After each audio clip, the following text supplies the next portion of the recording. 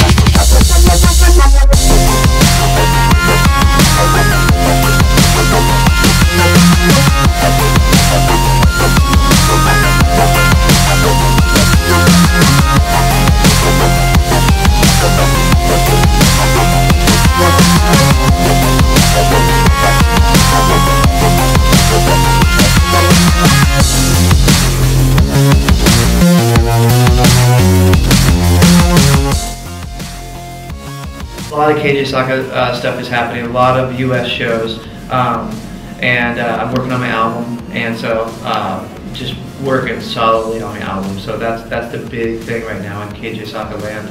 And loads of people have been asking about when I'm coming to do a UK tour, so I'm assuming it's probably going to happen springtime, summertime.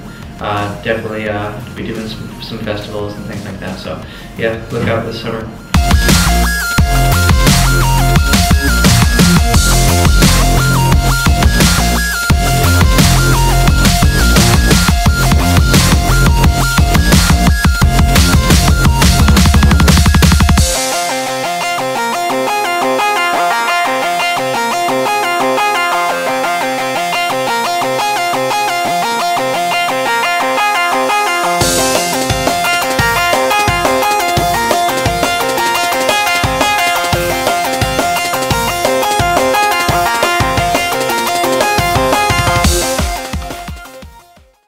So my Ableton rig, especially for the London Drum Show, I wanted to like look at the drums, and I wanted to look out and just really play the drums. So for this show, I set it up. I automated all the drum kit changes. I automated filter sweeps in Ableton, and that gave me the opportunity to just really sit at my kit and play as a drummer, and then while all the stuff was going on, all the changes. And what I've done before was I've always changed those, made those changes happen manually on the APC, flipping through tracks and stuff. And in kind of a the set, it is I can change up songs like anytime. I can swap the bass line out anytime. But for this show, it's like I just wanted to feature songs, and so that's what I did. I featured songs. And when I used the Ableton, that's when I could really jam out with Ableton, change up bass lines, change up keyboard parts, loop different sections, but lately my setup has been just showcasing the tunes, kind of what Pendulum does. Pendulum just plays the tune as best we can, just rock the tune. And so I've been really inspired by that to just rock the tune. I'll definitely go back to using a little more hardware, but for now it's just the chord nano pad, where I have just a couple functions that I tweak manually, and the rest is all with automation in Ableton, all the kit changes.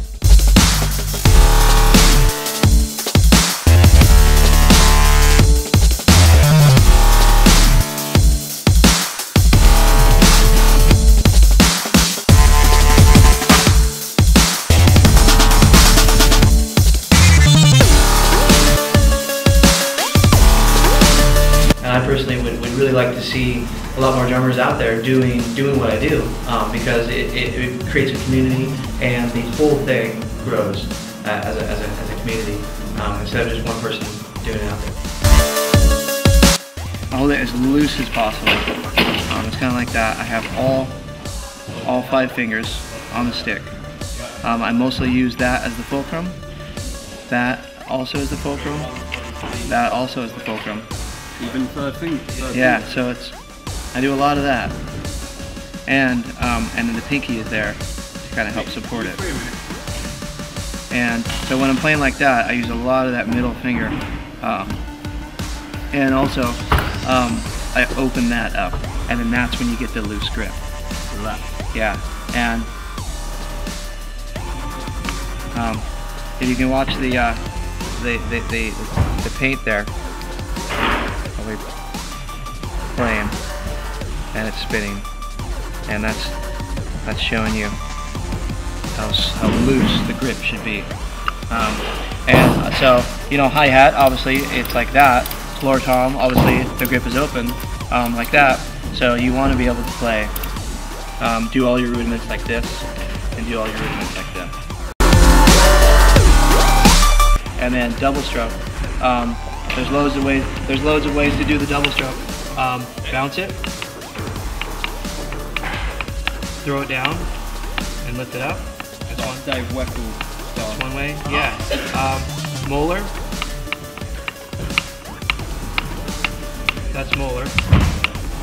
And then double is kind of the same approach. And here's a solid bounce. Accent the first or the second? I mostly accent the first, but that's accenting the second. When you accent the second, it's a big push pull. Push it down, and you lift it up.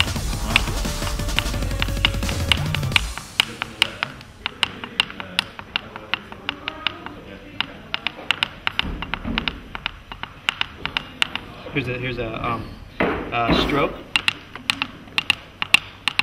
Here's bounce. And then here is the push-pull. Which do you tend to use most, push-pull? I use a lot of push-pull. I use all 3 a lot. Yeah. Depends on which drum I'm on, because the floor tom, you have to do a lot more stroke. With the snare, you can do a lot more rolling. High snare, any surface that's really tight, you can do a lot more press roll stuff. Any surface that's really loose, you have to stroke it because you can't bounce on it. With the wrist, yeah. Yeah, and so the pads are all different textures, you know, and so whichever applies for each